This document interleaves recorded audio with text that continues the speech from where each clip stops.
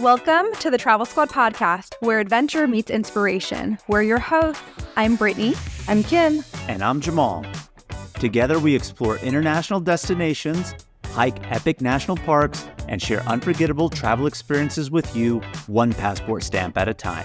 Our mission is to inspire you to travel by showing you how you can make it work no matter your budget, schedule, or experience level. We bring you along so that you can laugh, get excited, and start planning your own trip. So grab your ticket and your passport. And don't forget your travel insurance. And get ready to embark on a new adventure with us around the globe. Hey Squaddies, Travel Squad Podcast is back with Just the Tip, our Friday mini episode series where we give you quick travel stories, hacks, and recommendations to set you off into your weekend right. Today, we're taking you on a quick day trip to Monaco from Nice, France.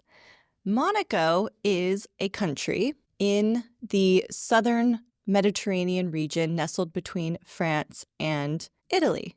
It is an absolutely amazing place. Monaco is the second smallest country in the world, just after the Vatican. It's just a little bit less than 1 square mile smaller than the Vatican. It doesn't have a capital city. Monaco is the capital. So Monaco is the city, but it technically is a country. Monte Carlo is the famous district in Monaco that has the casino, of course, luxury hotels, designer shopping, the Formula 1 Grand Prix. It's a very opulent place. Yachts on yachts on yachts on yachts. Gorgeous buildings, beautiful gardens. It's gorgeous. Only about 40,000 people live here, and over 30% of them are millionaires. So the density per capita of millionaires in Monaco is outrageous. It's a really cool place to see, and it is just about a 20-minute train ride from Nice, France, where I was for a few days in the south of France. So of course, you've got to get another country off of your list, and Monaco is just this otherworldly place. I really wanted to see it, and so I did just that. On WhatsApp, no one can see or hear your personal messages. Whether it's a voice call, message, or sending a password. To WhatsApp, it's all just this. So whether you're sharing the streaming password in the family chat or trading those late-night voice messages that could basically become a podcast, your personal messages stay between you, your friends, and your family. No one else. Not even us. WhatsApp. Message privately with everyone. At Chipotle, we also have a playlist. Guacamole as it's being hand-mashed, the sizzle of adobo chicken on the grill, the chopping of onions and cilantro. We call our playlist Real. Order now. Chipotle. For real. This message is sponsored by Greenlight. With school out, summer is the perfect time to teach our kids real-world money skills they'll use forever. Greenlight is a debit card and the #1 family finance and safety app used by millions of families, helping kids learn how to save, invest, and spend wisely. Parents can send their kids money and track their spending and saving, while kids build money confidence and skills in fun ways. Start your risk-free Greenlight trial today at greenlight.com/Spotify. That's greenlight.com/Spotify.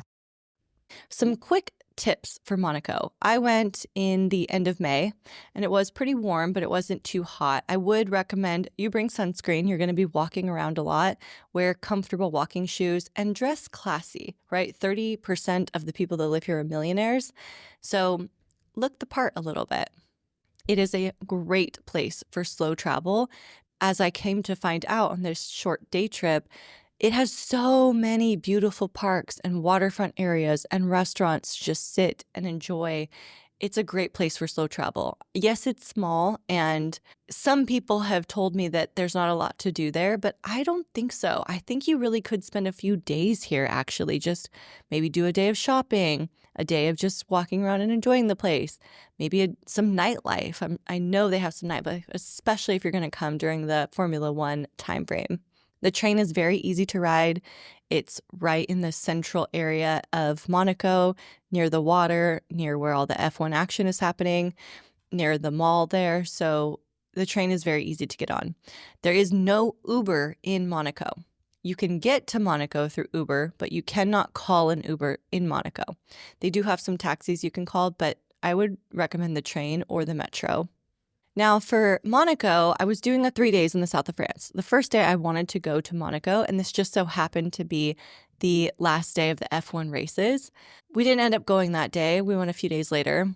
Actually, I went by myself. Dana wasn't feeling well, so she didn't go with me. I did a solo adventure in Monaco. After I had gone there, though, I kind of realized that going during F1 is not a good idea if you're not planning to actually go to the race, if you don't have actual tickets, because they build up structures along all the sidewalks to keep you from entering the road, and they close down a lot of streets, sidewalks. It's a total mess to navigate in the beforemath and the aftermath of F1, and I imagine during the actual race, there's several days leading up to these races, it's probably very hectic to get around. So if you're just a tourist and you want to see Monaco, I would probably not go during F1. But if you're coming for F1, of course, that's going to be a big draw of the destination. Now, myself, I said the trains work really well, and I did take the train back, but I actually Ubered from Nice to a viewing spot in Monaco, the Cathedral de Monaco. It was about a 45-minute drive, and it cost me about $30. I did this because where the train puts you in Monaco, it would still be quite a long walk to get here, maybe 30 minutes or longer uphill. And I was on a little bit of a time crunch, so I just wanted to get there, see what I wanted to see, and then get on to the next thing down the road that I wanted to do. So you can take the train, though. It's about $12 from Nice to take the train, and then you can walk there. If you have the time, start earlier in the day, plan to spend a full day in Monaco, or even, like I said, a couple days, then the train should work just fine for you. But I got dropped off at the Cathedral de Monaco. The Uber dropped me off at the bottom of the street. It can't actually get you all the way up there, at least me at this time. Maybe because roads were blocked off. But where he drops you off, there's all these stairs leading up the mountain. So it was an easy day. Got my steps and my stairs in. And the walk was actually really beautiful because as you're ascending, you're starting to see more and more of Monaco below you. So that was really pretty. My first sightings of Monaco. And when I got to the top there, I noticed all these crowds of people. And I'm like, what's going on? And I start to look and I see guards. And I'm like, wait a second, is this the changing of the guards?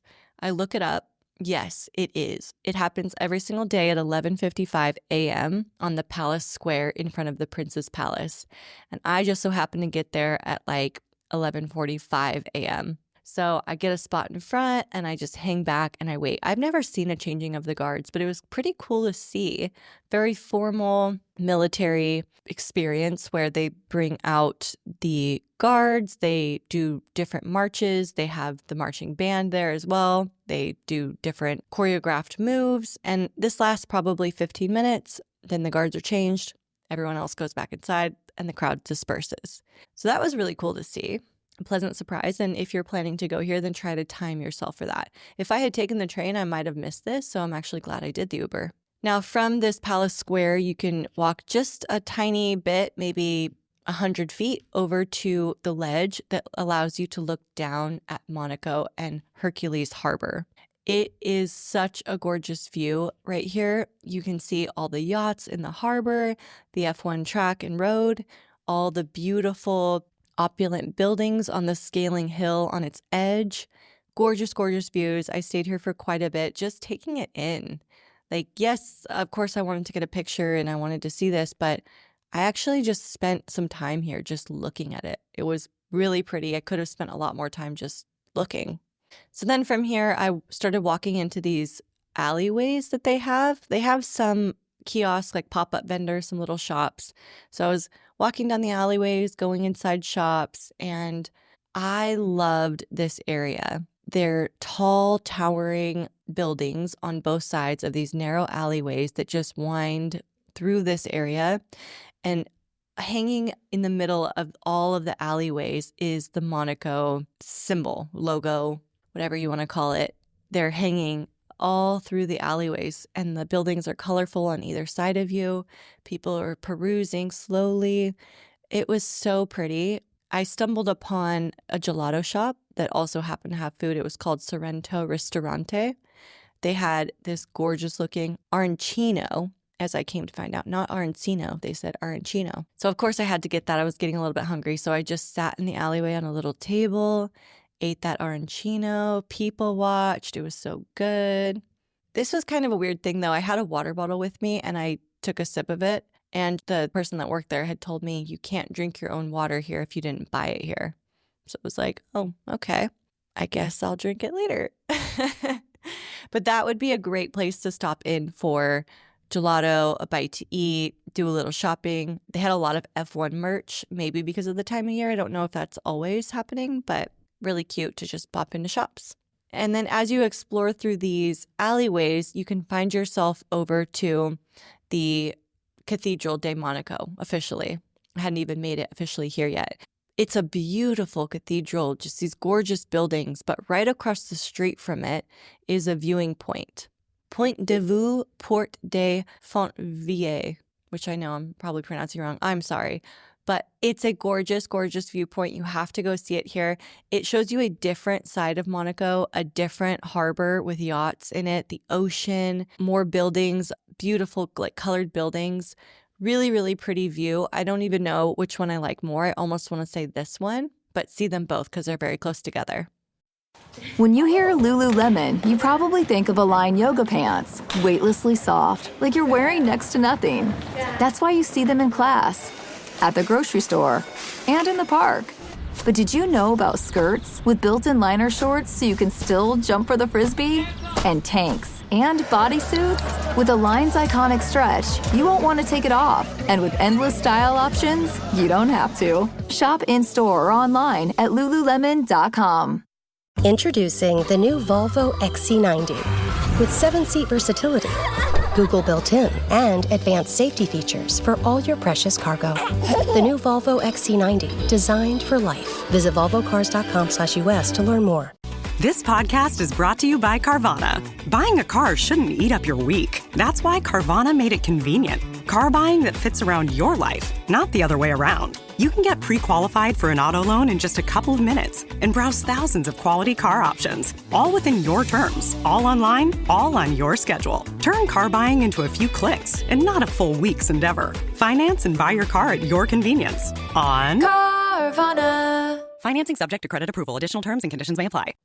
So after this, I started walking. I wanted to make my way down to the Monte Carlo casino. I knew that was going to be like a 30, 40-minute walk or so, and I wanted to see things along the way.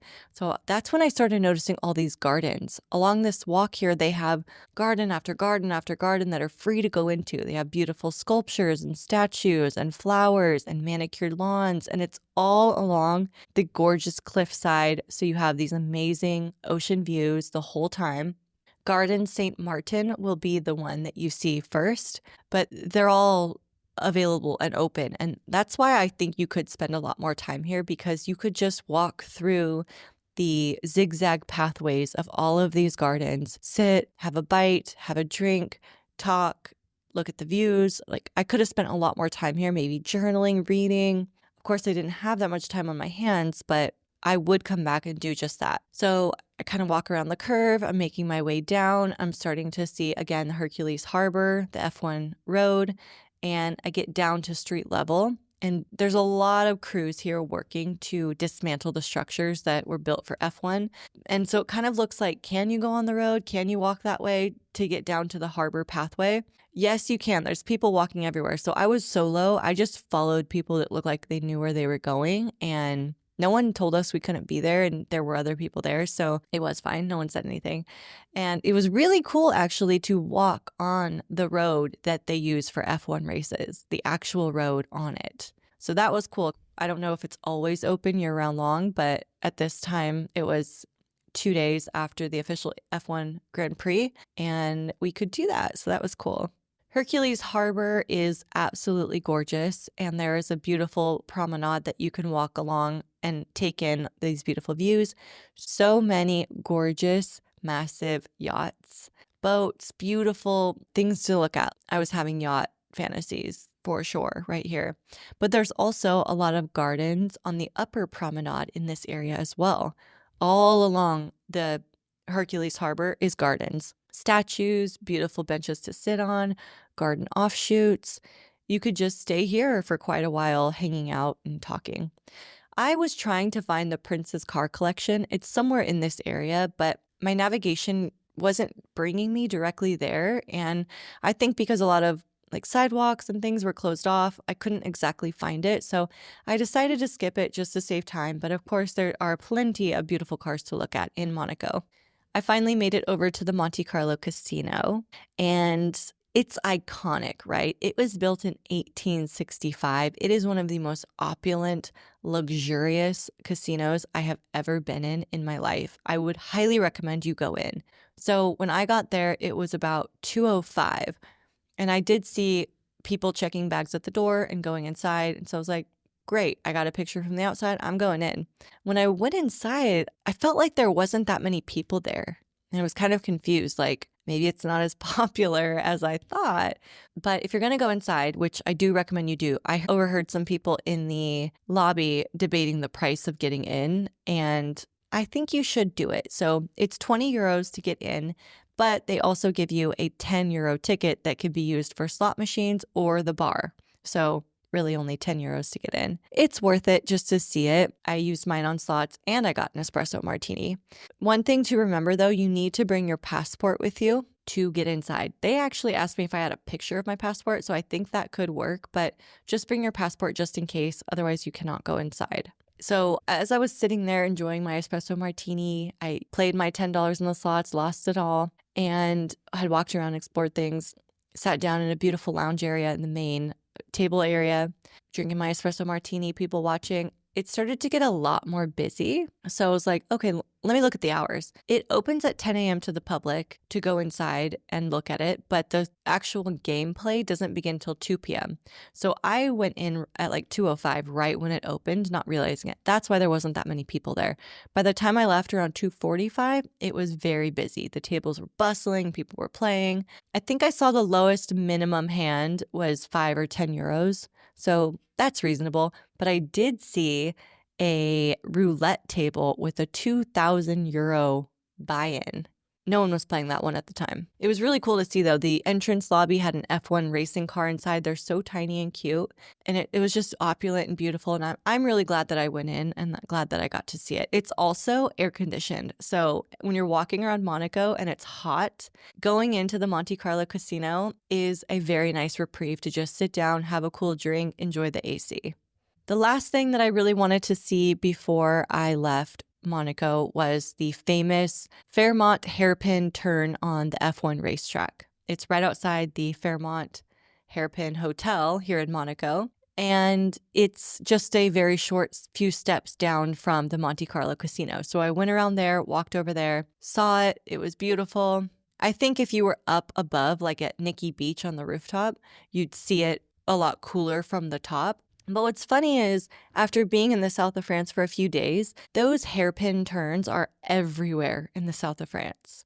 So I had seen them. It wasn't unlike any other hairpin turn on these roads, but it's just really cool to know this is a famous turn for the F1 races. And then when you see sports cars driving that turn while you're right in front of it, it was really cool to see. And it's a fast stop, so definitely go check it out. Some other things that I didn't do, but you definitely could. Café du Paris is right outside the Monte Carlo casino. It has a huge patio with tons of seating. I would recommend stopping there, getting a drink, and just people watching for a while. Giacomo is a restaurant on the beach area of Monaco. I didn't actually get this far over to that side of Monaco, but it looks like an amazing restaurant, beautiful beach area here. I would definitely go there if I was spending a little bit more time. And of course, like I said, I want to come back. I want to spend a few days here. I want to do more slow travel in this area, and I will. But for now, squatties, thank you so much for tuning in to Just the Tip. Make sure to subscribe, leave a review, and follow us on all the socials at Travel Squad Podcast. And have fun traveling this weekend.